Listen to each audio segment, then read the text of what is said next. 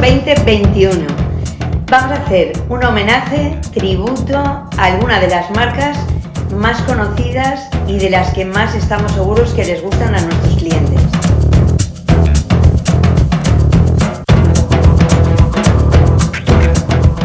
Dedicamos esta primera grabación a las gafas EPOS Milano. EPOS Milano, diseñadas en Italia. ¿Por qué? Diréis. Por muchos motivos. Primero, tienen una gran variedad de formas, colores, materiales, todo tipo de gafas. Todo tipo de gafas desde ojos de gato, por ejemplo, hasta gafas muy agresivas, fuertes,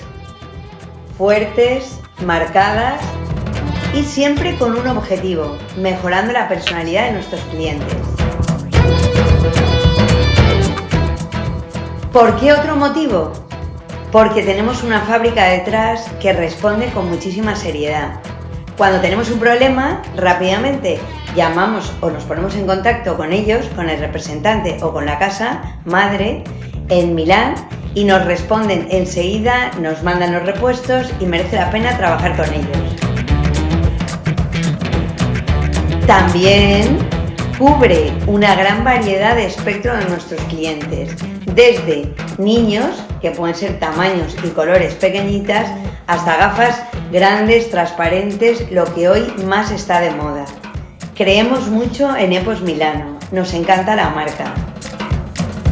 Y una cosa más, también se les puede adaptar a las gafas los suplementos, con lo cual tú una gafa de vista, le colocas el suplemento y llegas a tener una gafa de sol, 2 en 1. Por eso y por muchas cosas más, nos encanta trabajar con EPOS Milano. En Asun Oliver Ópticas encontrarás casi toda la variedad. Puedes pasar por aquí y te las enseñamos. Arrivederci.